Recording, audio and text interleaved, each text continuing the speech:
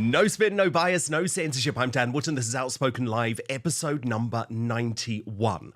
And please click to subscribe to our brand new independent news source. Turn on the notification bell, then you'll be alerted to our brand new live shows, uncancelled interviews, and special royal episodes.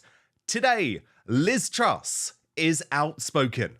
In her first interview since the re-election of Donald Trump, the former UK Prime Minister and author of the brilliant book 10 Years to Save the West, which is now out in paperback, on what the American defeat of wokeism means for the fight back right here in the UK and across the globe.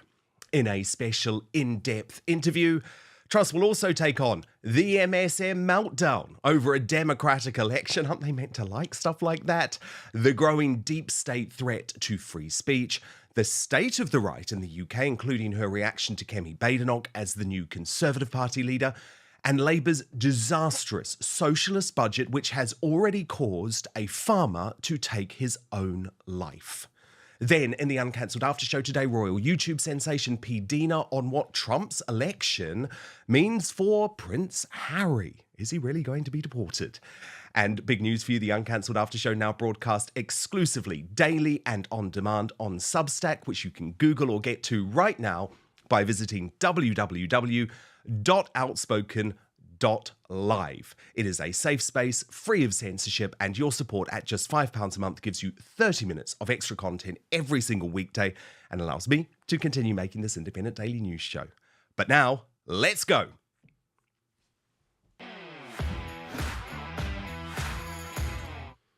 Liz Truss, absolutely brilliant to have you on Outspoken as you release the paperback version of your new book, 10 Years to Save the West. But I think that mission just got a little easier, right, with the re-election of Donald Trump? It's made a massive difference. I do believe Donald Trump will save America, which was under serious risk, but also his new presidency has the potential to completely transform things in Europe and help us escape the socialist hell that we're now living under. So you endorsed Trump.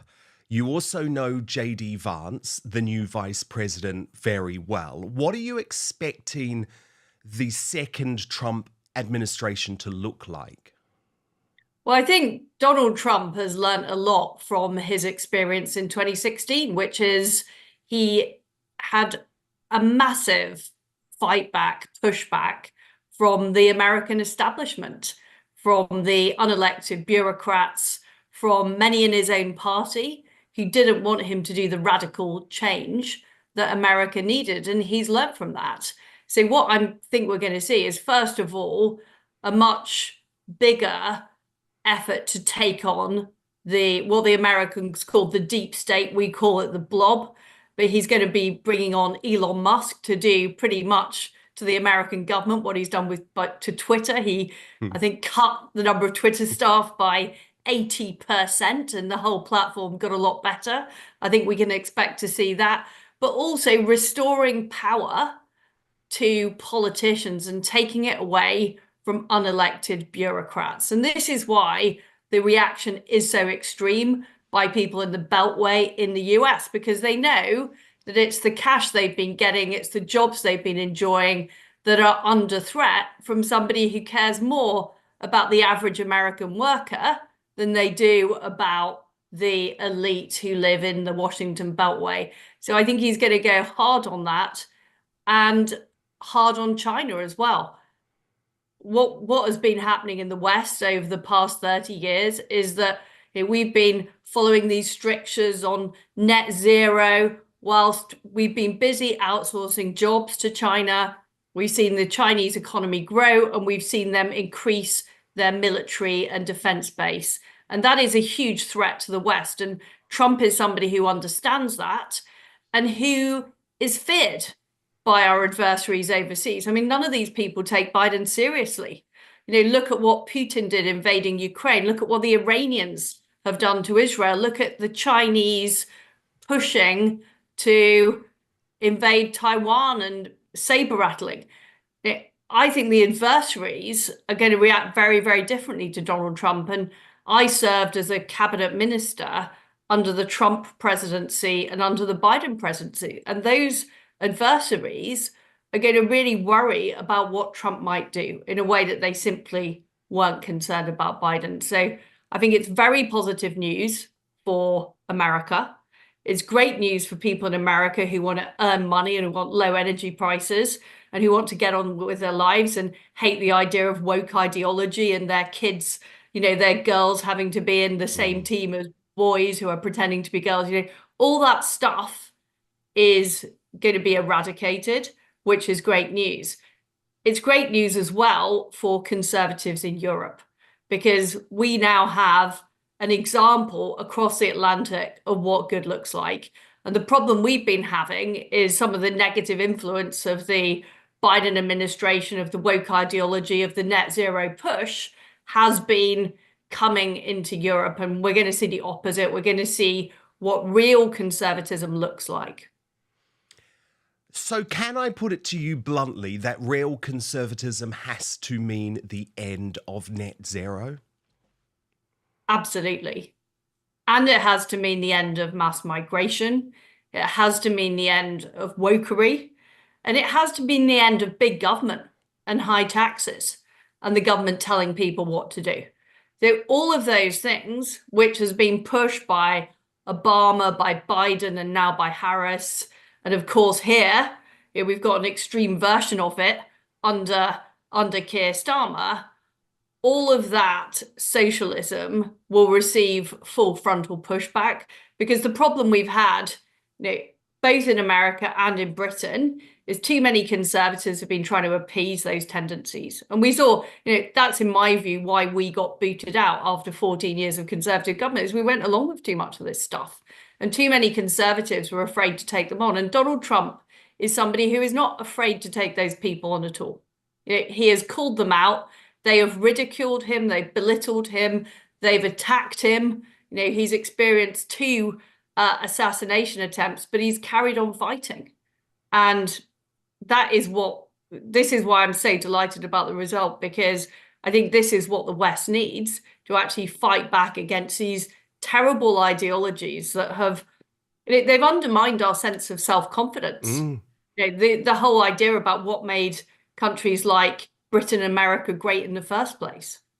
Well, I had Ayaan Hirsi Ali on the show the other day. She said that woke is now the most dangerous ideology in the world because it is specifically designed to undermine the West. Do you agree? Well, it depends what you define as woke. I think it's a combination. It's all, to me, neo-Marxism. It's all about saying the group is more important than the individual. And part of that is woke identity politics. Part of it is climate change extremism. Part of it is Keynesian economics and big spending and printing money. But it's all part of the same thing. It's all about taking power away from individuals and families, denying what the truth actually is about scientific facts, human biology, or our own history, and instead saying the government knows best, this group of elite people know best, and your role is simply to go along with what they're saying, and you can't even speak out against it. I think we're experiencing huge attacks as well on free speech. So if that's what you define woke as, yes, that is the problem. Your budget is being used as an example by JD Vance of how the financial establishment and the deep state will try and overrule elected politicians who are trying to challenge the orthodoxy. Are you prepared to help him? Have you offered to help him? Has he asked for advice from you about what happened? And are you heartened that finally the reaction to your budget is going to get some international attention?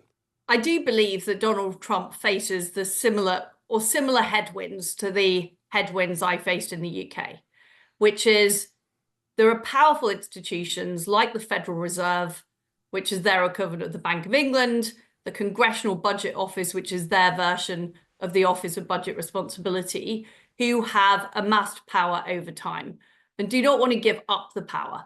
And those organizations have already issued warnings to a prospective Trump administration about what might happen or what they should do. And what I found in the UK is that those organizations were very powerful in terms of influencing the financial elites. And they also acted in concert with people in the Conservative Party who didn't agree with my policies. Now, Trump is obviously in a very strong position, having achieved a huge mandate and essentially defeated the Never Trumpers in the Republican Party.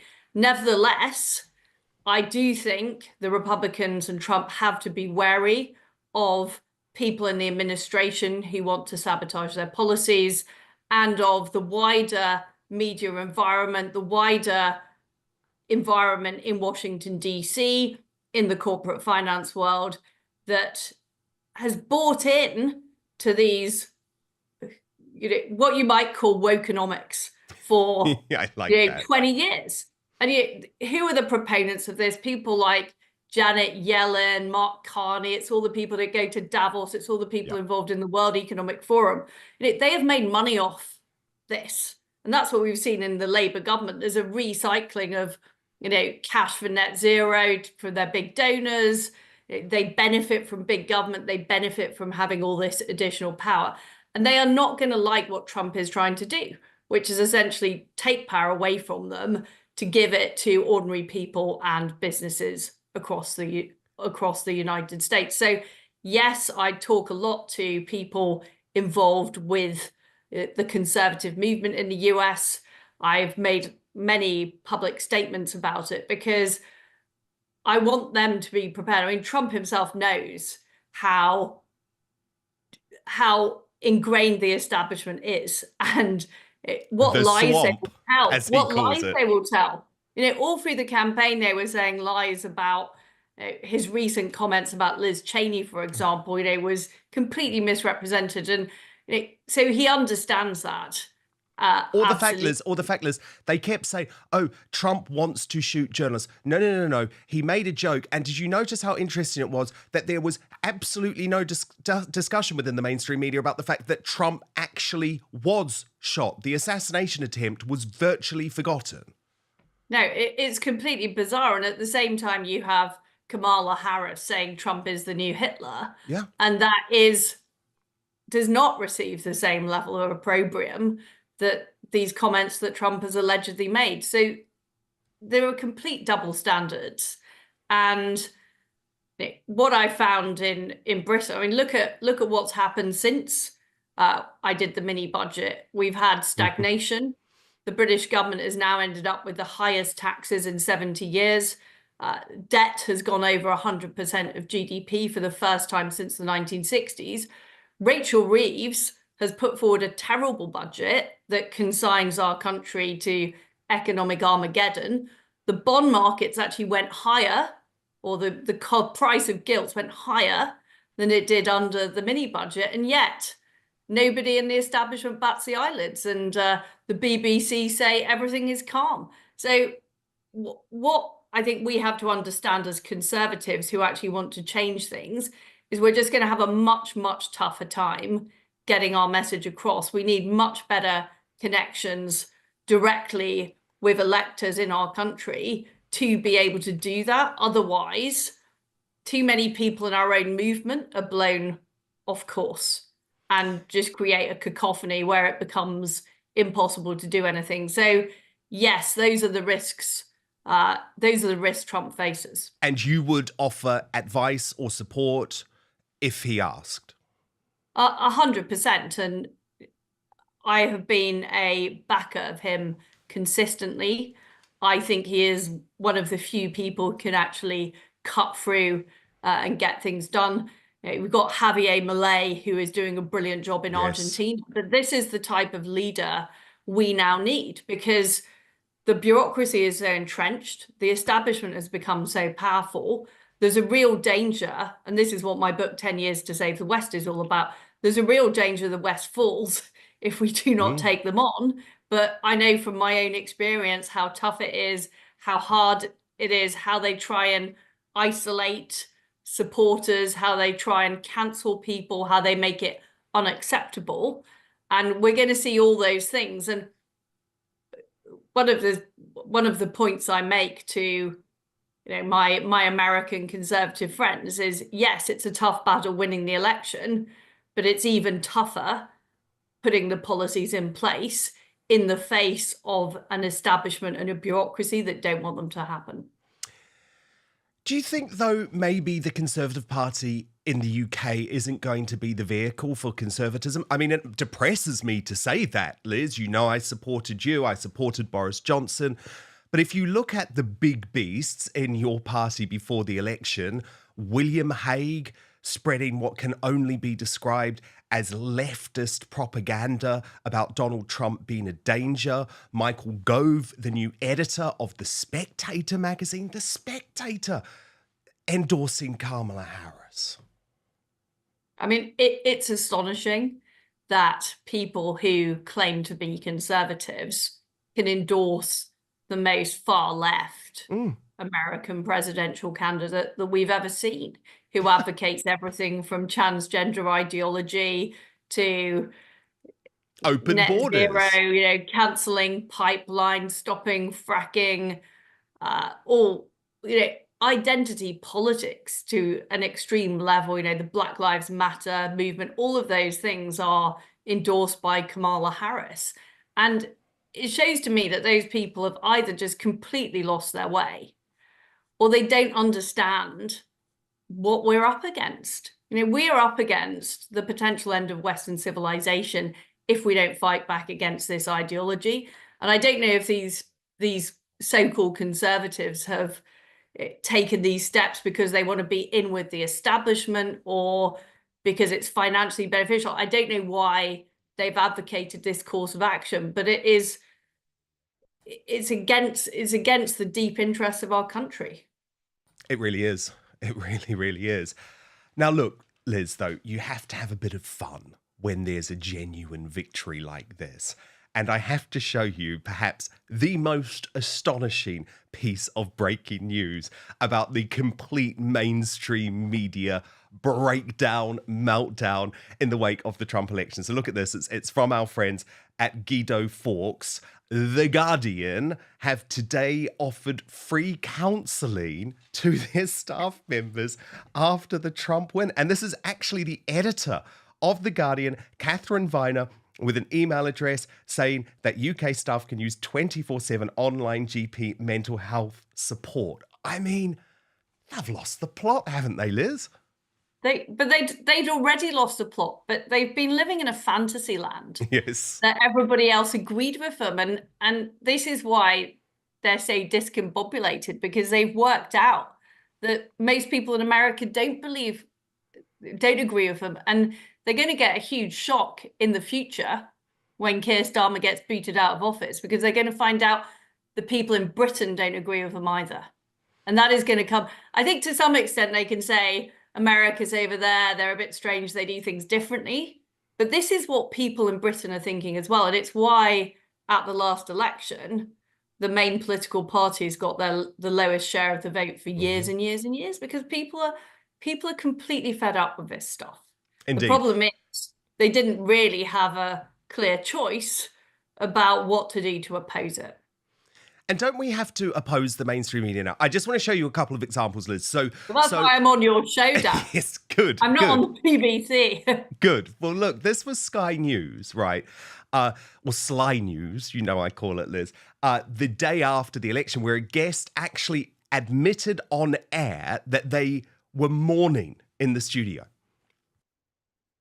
I think, again, it's important. There's been a lot of negative commentary here, and I'm sorry to, this sort of slight atmosphere of mourning in this studio, and I apologise for sort of puncturing it. But, of course, there are question marks about Trump, and they're legitimate question marks. I think it's fair. You talk about guardrails, and, his behaviour has been extremely reprehensible. But I think it's also worth trying to understand why this has happened.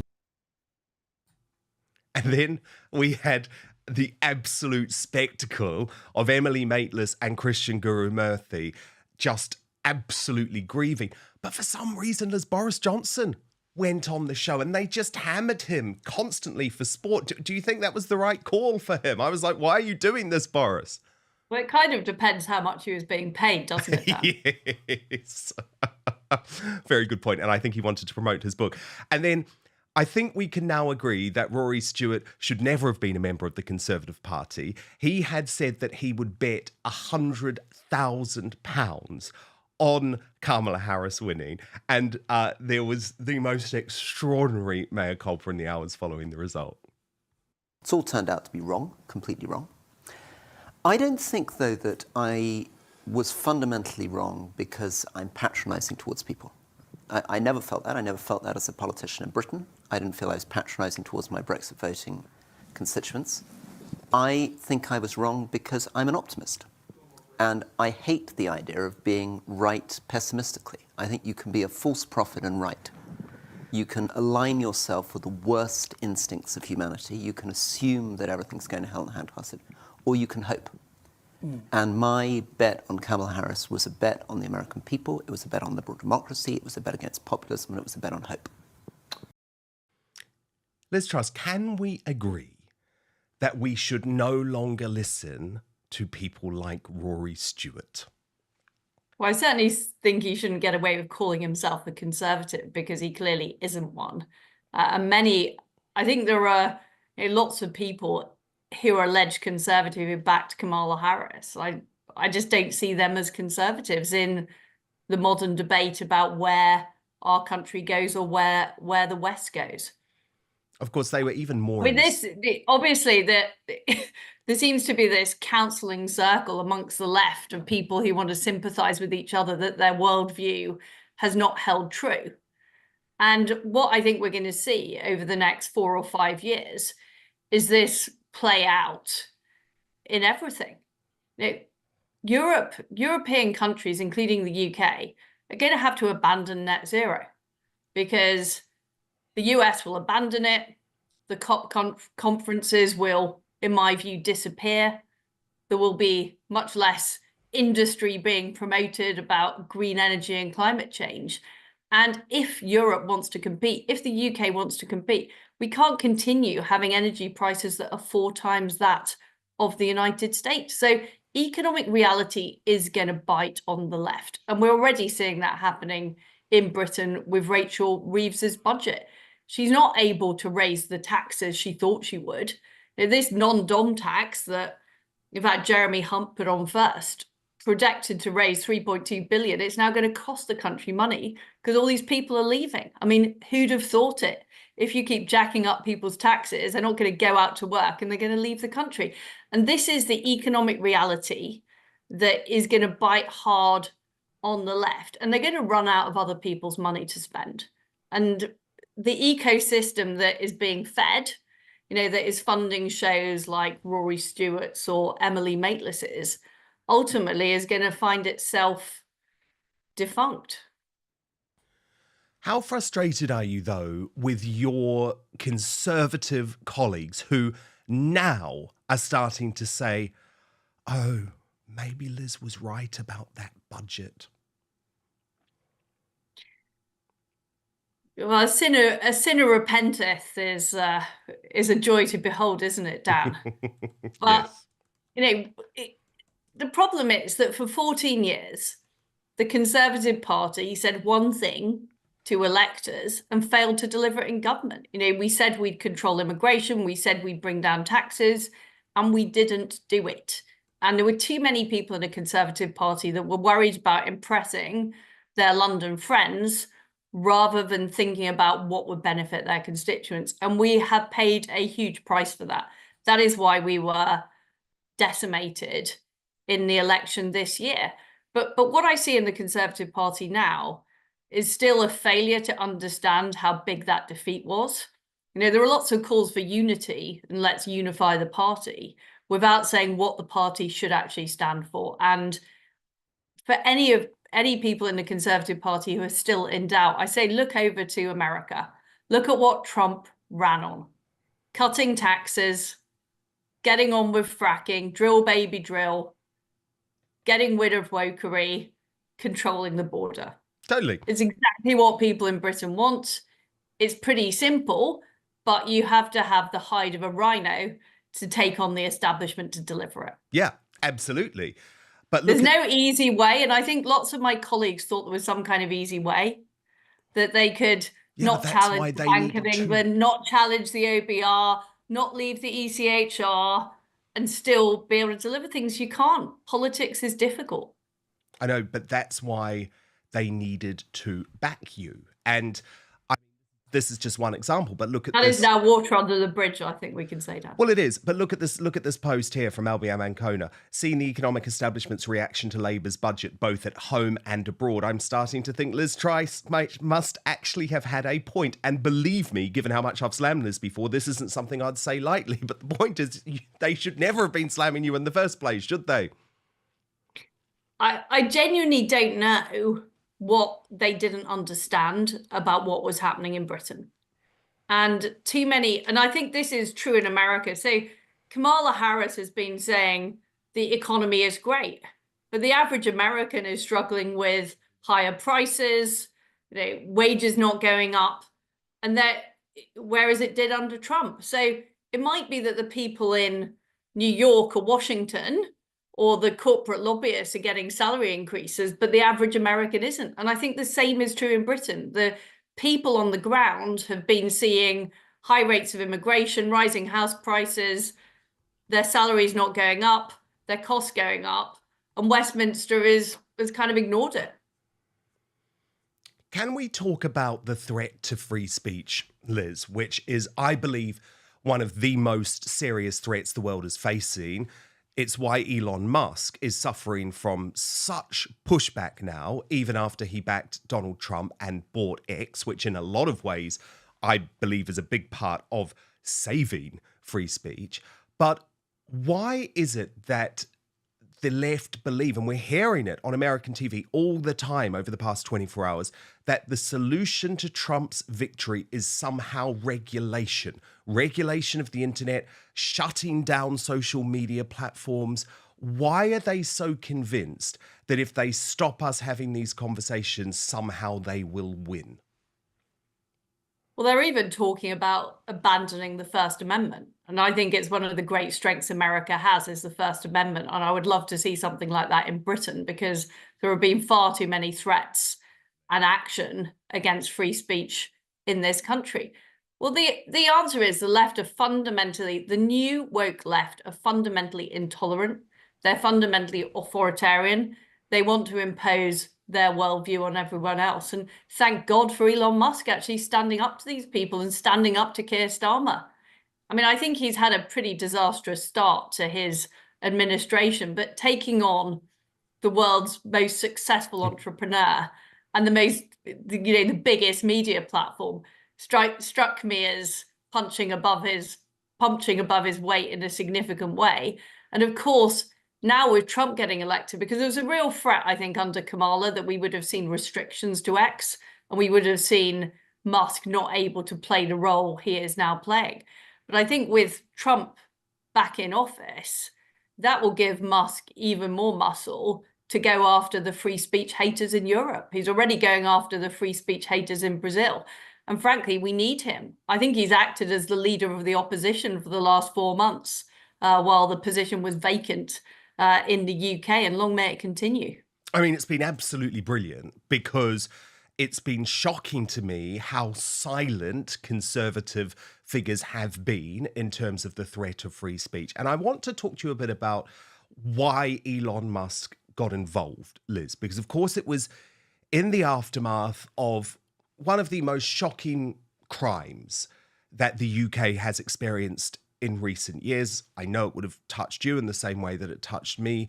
The butchering to death of those 3 beautiful girls at a Taylor Swift dance concert in Southport.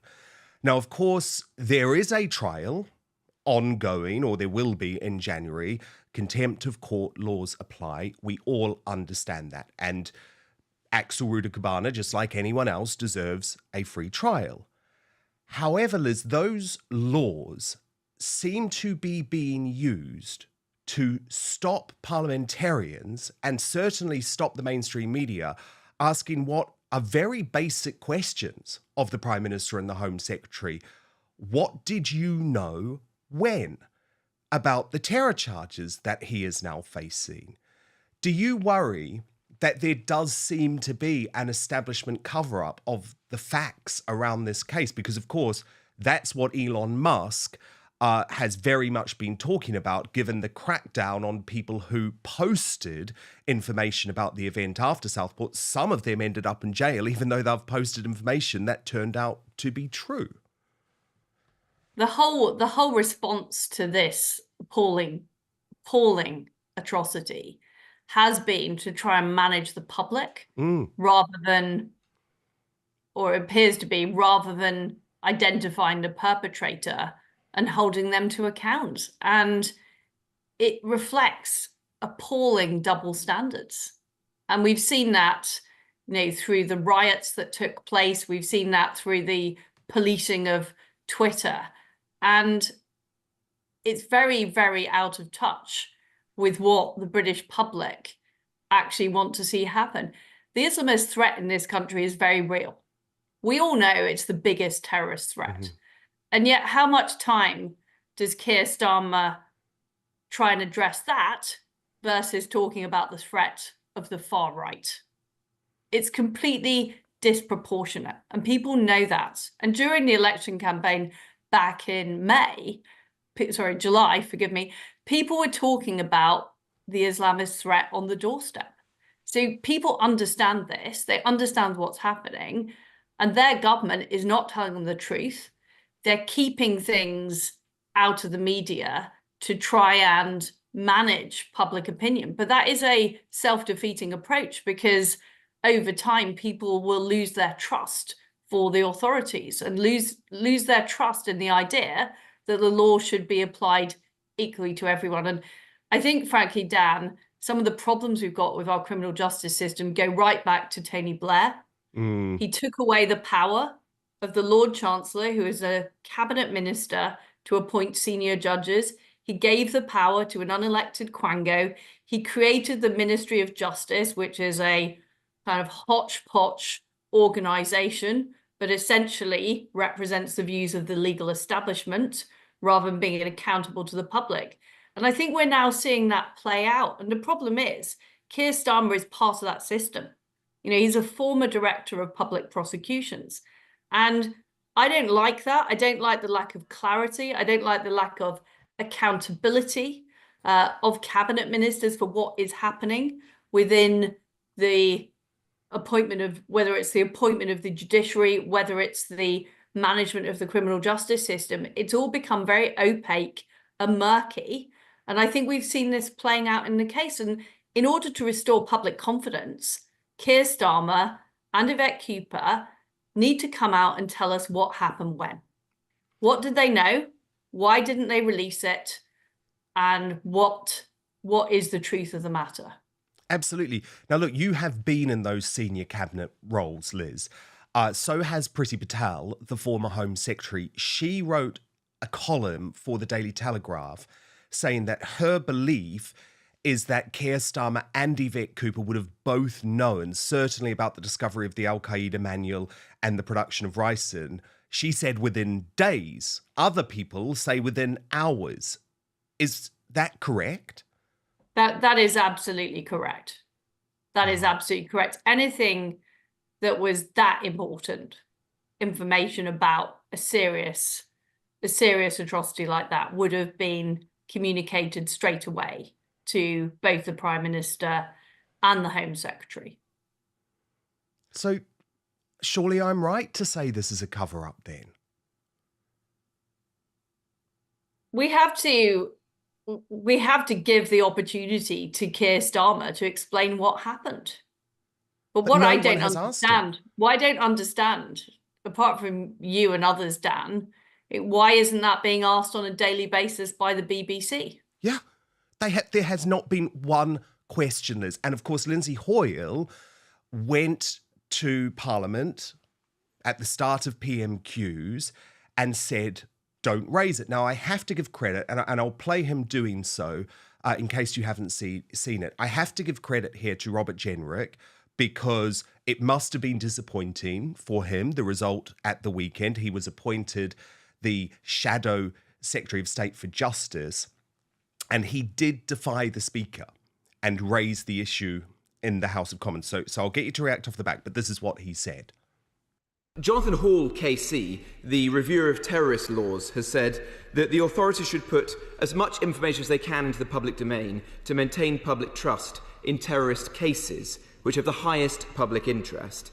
In the void, misinformation takes hold, and that diminishes public trust, whilst of course respecting the judicial process and not commenting on the individual facts of the case. Can my right honourable friend explain the reported 2-week delay between the CPS making a charging decision with respect to the alleged Southport attacker and it being announced to the general public? There's nothing wrong with that question, is there? Nothing at all. Nothing at all. And he was right to raise it. I think he was absolutely right to raise it. And the problem, and this goes back to accountability, the problem is when you have this opaque, unaccountable system and the Speaker of the House is asked to protect things in the national interest, it puts him in a very, very difficult position. And that is what has happened to our justice system. And the public simply do not have confidence now that people are being treated equally, that the public is being properly informed about what is happening. And there does appear to be a difference of approach between Islamism and Islamist activity and the so-called far right that Keir Starmer made the centerpiece of his commentary about the riots. Yeah, he kept describing it as snake oil populism and using the term far right. Well, I'm sorry, Liz, you're not on the far right. I'm not on the far right. He has created a straw man here, hasn't he? I think that's right. Yes.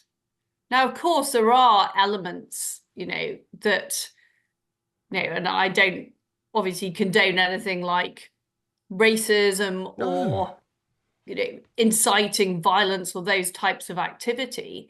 But what has been created, I think, is a chilling effect on people able to express their honest views. And that is very dangerous in our society.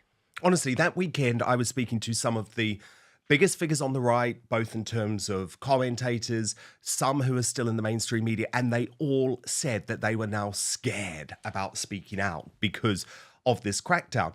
And of course, we did see, Liz, some people post pretty silly things online that went too far.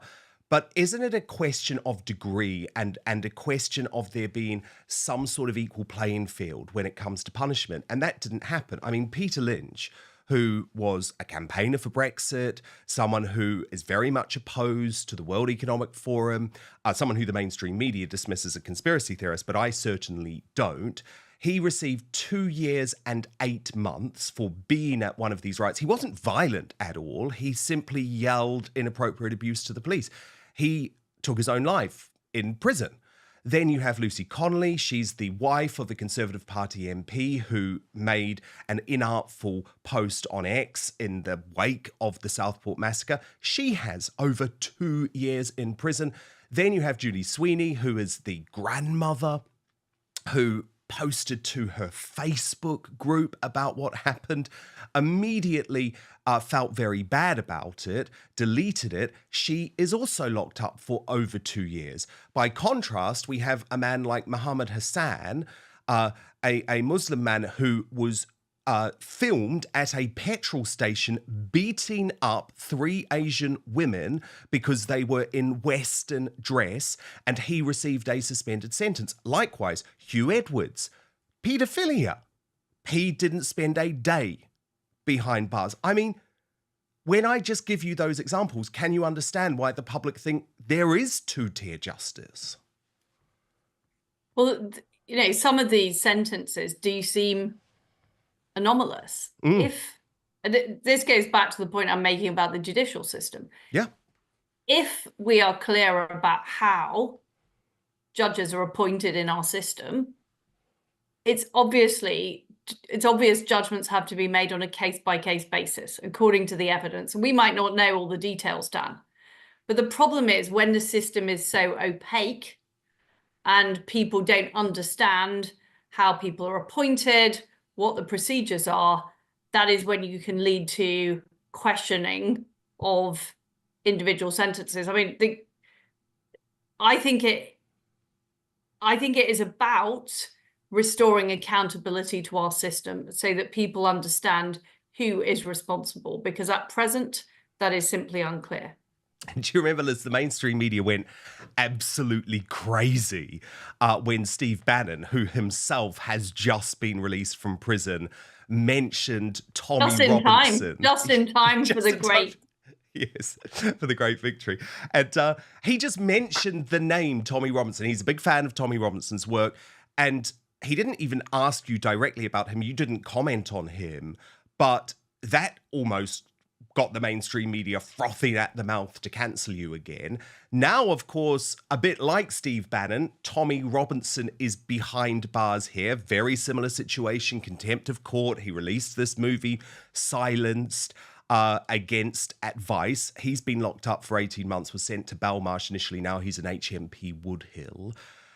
Again, do you think that's a mistake?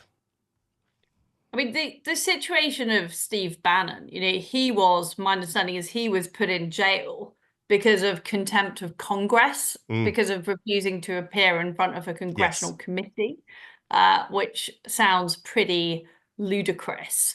And when I did the interview with him, I was simply answering the question he'd asked me. I think it was, we were discussing the appalling grooming cases that continue to take place in the north of England. And by the way, and not just in the north, actually around England, and still no local officials have been held to account.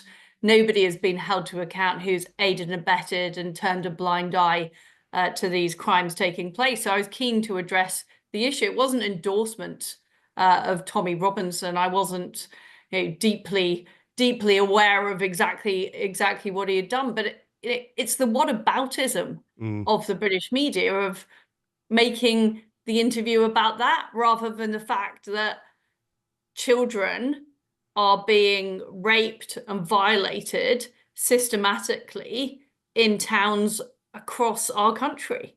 And I just find that think is a bit more important.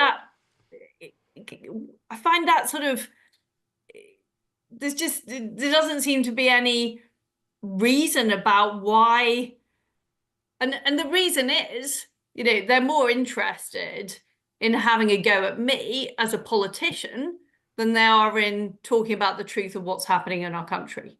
Absolutely. And that is how far I think the mainstream media has just gone astray.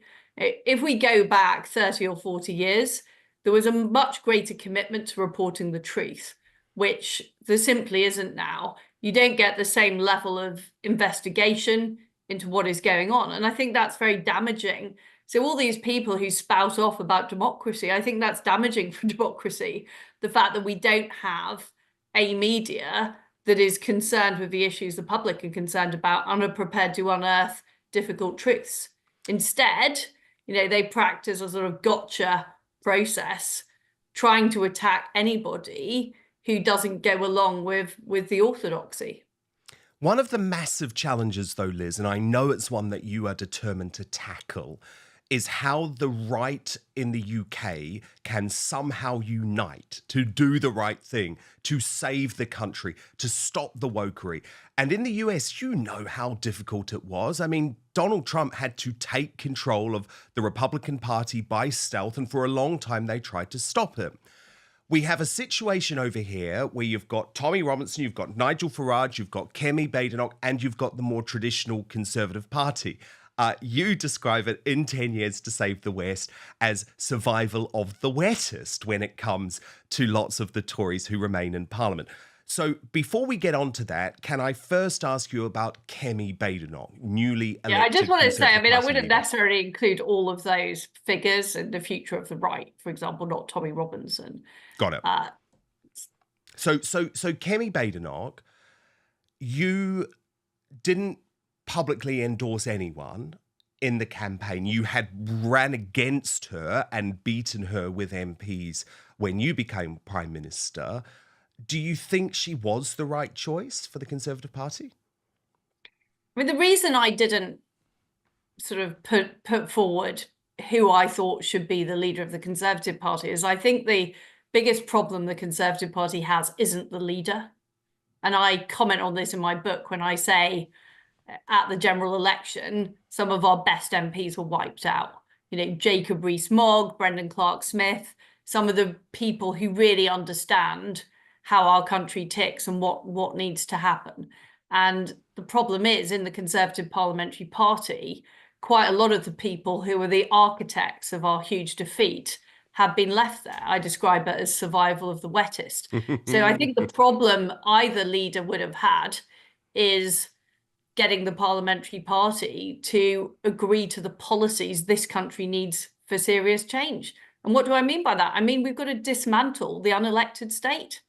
We've got to make the Bank of England accountable. We have to make the justice system accountable. We've got to get rid of all these quangos like the OBR. We have to appoint the top level civil servants. At present, they are agents of the status quo, and you simply won't get Conservative policies enacted with those people in place. So all of those things need to happen. And I don't think the Conservative Parliamentary Party as it is prepared to take on the establishment and prepared to take on the status quo. So what I think is needed, and this is also what happened in America, there was a very strong movement in the Tea Party who wanted real change. That then morphed into the Make America Great Again movement, which were the big supporters of Donald Trump. People like Bannon, who I'm a massive fan of, former Goldman Sachs banker, understood the system and how powerful it was and how it needed to be opposed and how to take it on. And that is the kind of thinking we need in Britain. And, there will be some people in the parliamentary party that when the weather changes, they will change their views. I've seen quite a lot of that. And there will be others who maybe don't want to be in the Conservative Party anymore. And I do hope that the movement can attract some of the best thinkers in reform as well, because we're going to need people like Farage, as well as people like Jacob Rees-Mogg, as well as great people that are in the Conservative Party. I'm a fan of Andrew Griffiths. I hope I haven't condemned him by saying that, but I think he's a very, a very sound economic thinker. We need all of those people on the pitch, but we need a movement behind them, because what I found when I was trying to enact Conservative policies in Number 10 is I looked behind me, and there were some great supporters like you, Dan, but there wasn't a huge crowd of people actually calling for the change our country needed. No, they were out to get you from day one. They were out to get you from day one. That's certainly true of some of the parliamentary party, but the point I'm making, and the media, though, is there wasn't a Tea Party movement, there wasn't a MAGA movement actually counteracting the power that the elite have in Britain. No, and that needs to happen as well. You're not going to do it just with, you could have, the new Winston Churchill, leader of the Conservative Party today. If there is not a movement in the country backing that person up, they will not succeed. Are you committed then to staying in the Conservative Party? I'm certainly committed to working in the Conservative cause. I'm a member of the Conservative Party. I've got no plans to join any other party. But what I care about is saving this country. I think we're in serious danger of another 1970s style financial crisis. We're in danger of blackouts from our absolutely dreadful energy policies being pursued by Ed Miliband. Ed Miliband is mad. He is mad. And we are in danger of real issues in our towns and cities by not taking on Islamism. Yes. I'm worried about the encroachment of Sharia law. I'm worried about the grooming gangs that aren't being properly, where the authorities aren't being properly held to account. All of these things worry me. These are the things I care about. I would like to see, the best of the Conservative Party and the best of reform work together to be a real force at the next election. And I think what a lot of my viewers are wondering, Liz, is how that can practically work. Because a lot of us did vote for Reform UK at the last election. And I'm sure you can understand why, given what was being offered by Rishi Sunak. And you're very tough on Rishi Sunak in 10 years to save the West. So how will this come together? And do you see any scenario where it's Nigel Farage who could end up leading the Conservative movement, where it's Nigel Farage who could end up Prime Minister by 2029? I think it's very difficult to say what's going to happen from here, but there's no doubt in my mind that at present we do not have a concerted political force that is capable of delivering a Trump-style victory in the United Kingdom.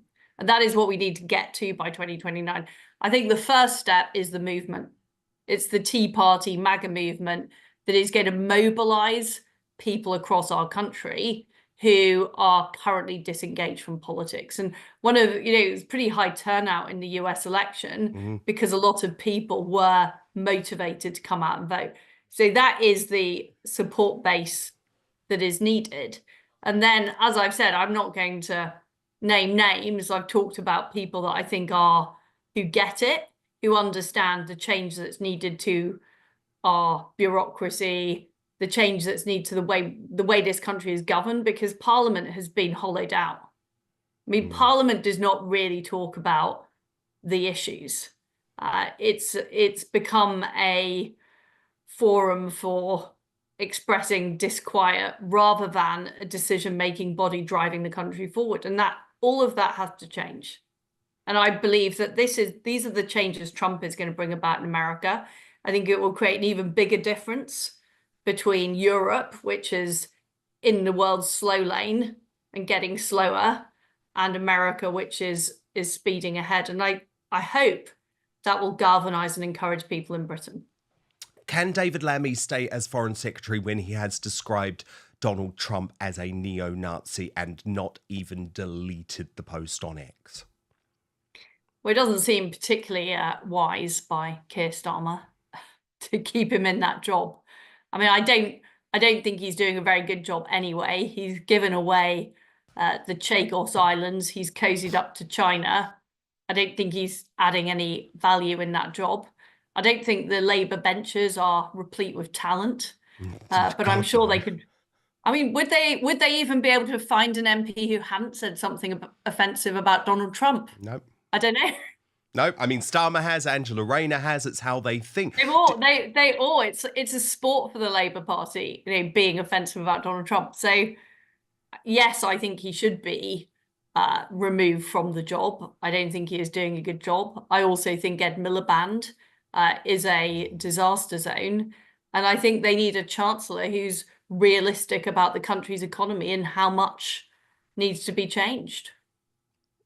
Do you think Ed Miliband's the most dangerous man in Britain? No, I think Keir Starmer is. Very good answer. Liz, stand by, because I want to ask you in just 1 minute about the latest with the royal family. You obviously in your book write about that incredibly historic final meeting with Queen Elizabeth II. So just stand by, back with Liz Truss in 1 minute. But first, every day subtle changes occur in our bodies, often going unnoticed. It's called inflammagene, a chronic low-grade inflammation that deteriorates our health as we get older. It's more than just a sign of aging. It's a key contributor to health issues like cardiovascular diseases, dementia, and depression. It continuously weakens the body's resilience, turning minor infections severe and impacting mental health and cognitive function. Inflammagene significantly diminishes both quality of life and independence. Proper diet, exercise, and sleep, it can only get you so far. So I've started taking Clean Bean by Verso. It contains ingredients targeted to fight off and help prevent inflammagene. Research shows that these ingredients clean out damaged cells in the body that affect healthy cells, reduce inflammation, protect against oxidative stress, and improve conditions like cardiovascular diseases and neurological disorders. After taking Clean Bean for some time, I've noticed less joint pain, increased energy, better mood, clearer skin. I can think better. I don't get sick as often. All benefits of reducing inflammation. Plus, Verso ensures transparency and quality by publishing third-party testing results for each batch they produce. So just click the link in the description in YouTube or Rumble, or head on over to www.buy.ver.so. Today, you can use the coupon code at checkout. Just type in Outspoken and you'll save 15% off your first order. So to repeat, that's buy.ver.so/outspoken. Use the coupon code Outspoken.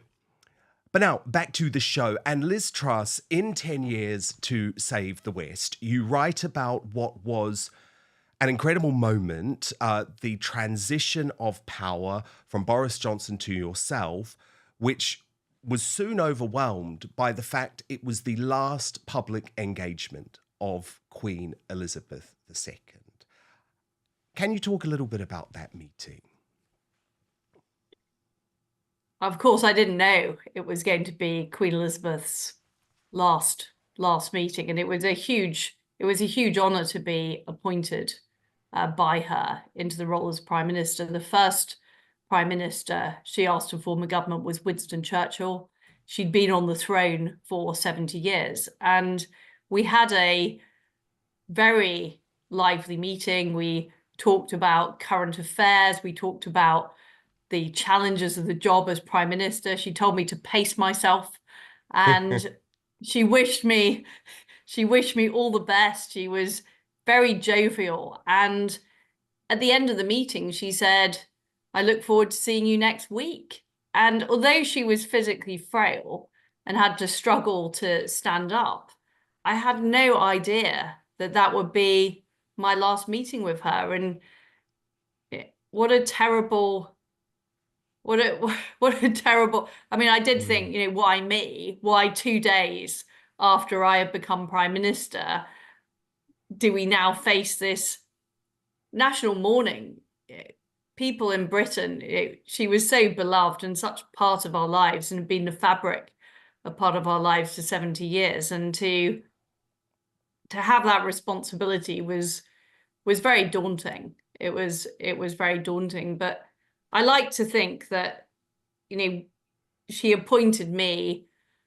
After that, she felt that, that things had been dealt with, and she was just so devoted to doing her duty. I could see that that day. Well, it was fascinating because sources close to the late Queen have said that she did want to hang on. She wanted to hang on because, of course, the Tory leadership contest she knew had been running for some weeks. I think the initial plan was that she was going to try and travel down to London, and then the compromise had to be made that you travelled to Balmoral to see her. But you were given no warning that perhaps the Queen might not make it, because Boris Johnson has written in his book that he was aware that she was suffering from cancer. Were you? Yes, but it wasn't sort of viewed as something that would be imminent. She wasn't well, but it was certainly not something that I had expectations she would be there for months, if not years, not days. And then, of course, the next day, literally the next day, she pulls out of the Privy Council meeting, which was going to be conducted on Zoom, and I think she was confirming effectively lots of your appointments. So at that point, are you told, okay, this could be serious? Yes, that was, I mean, having to go to Balmoral was a bad sign. But when I got there, she was full of life. Certainly, once we heard that she wasn't able to attend the Privy Council, that was a further bad sign. And the news just kept getting worse and worse. And the next day we had a statement on energy. And it was during that statement I was passed a message, which was pretty much get out of the chamber now. We need to start preparing. So my understanding is that she had started deteriorating really almost immediately the day after my last meeting with her. Obviously, the announcement of that energy package was a big deal. that was one of your first big set pieces of legislation. Had you been warned before you went into the chamber that day, or was the first you knew when you were handed that note? I think it was a situation that was under constant watch. So we had the meeting with the officials who were preparing the London Bridge project so that everybody was ready. But we'd been ready for years. As Foreign Secretary, I was told to always take a black dress with me in my suitcase in case something happened while I was overseas. So everybody in government had been schooled that something might happen at any moment. And then, of course, King Charles III, you're his first prime minister. But is it true, Liz, that you told him not to attend COP?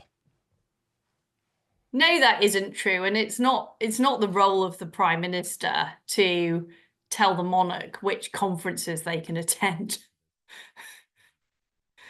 I mean, I think I'm publicly not a fan of COP. And in my book, I suggest that all COPs should be cancelled. But I certainly wouldn't be telling the king which conferences he should go to or not go to. Okay, and I just finally, Liz, have to ask you about this article which has just been released by the Mail Online, Donald versus Harry. And it writes, Prince Harry faces release of confidential immigration files after President-elect Trump vowed he wouldn't protect him because he betrayed the Queen. Now, I know you're a big fan of the Heritage Foundation, as am I, and this is the case that the Heritage Foundation are taking through the US courts for Harry to have to release his immigration documentation. Was he honest about illegal drug use? Do you think there's a chance that Trump would end up deporting Prince Harry? Well, I think Prince Harry is very well situated in California. I think it suits his worldview, and I think he should stay there. I'm not sure we need him back in the UK at the moment. No, because we're trying to fight wokery, right, Liz? Indeed. Well, I think California is where a lot of this stuff started. Do you think he should get this security? Because that's where he is taking issue with the British government at the moment. I don't know the ins and outs of that, to be honest. And, I can't really say what his situation is, but did you ever deal with him as No, I Foreign didn't. Secretary? No, I didn't. No, I didn't. And so it wasn't I like think Boris, because Boris and his... I met him and Meghan once, I think, at a reception, and that was it. What were they like? I think he'd gone pretty quickly. Well, they were very friendly. Well, look, 10 Years to Save the West is a must-read book. It has a whole load of new paperback chapters which cover the recent UK election, although I feel like there could be a whole new chapter now for what happened this week. But Liz, it's so brilliant to have you on Outspoken Well, great today. to be on the show, Dan. Thank you so much. We will speak soon. Thank you. Liz Truss, former British Prime Minister. Now, coming up in the Uncancelled Aftershow today, we are going to continue that conversation about this very controversial Prince Harry story. Is Donald Trump really serious that he is not going to protect Prince Harry? Royal YouTube sensation P-Dina is going to join me. And what's incredibly exciting now is that the Uncancelled Aftershow is hosted exclusively on Substack. Substack is a brilliant platform. It is completely focused on free speech. Lots of my great friends are there. Matt Goodwin, Constantine Kissin, Laura Dodsworth, really Isabel Oakeshott. This is a growing platform focused on original reporting, original video, and original free speech protections. So this is a safe space. It isn't patrolled by big tech where censorship and control runs deep. So all you have to do is either Google Dan Wootton Outspoken Substack online or head to www.outspoken.live. Now, you can watch the stream of the after show live via your phone, or it will be posted tonight, and it's half an hour of extra content every single day. So what we do at this stage is we come off YouTube and Rumble, we move to Substack, where we continue the conversation in the Uncancelled Aftershow. Let me repeat the address, www.outspoken.live, and just click to subscribe. I'm back here tomorrow, 5 p.m. UK time, midday Eastern, 9 a.m. Pacific. Hit subscribe if you're watching on YouTube or Rumble. And most importantly, I promise to keep fighting for you. We'll see you on the after show in just one moment with the brilliant P-Dina.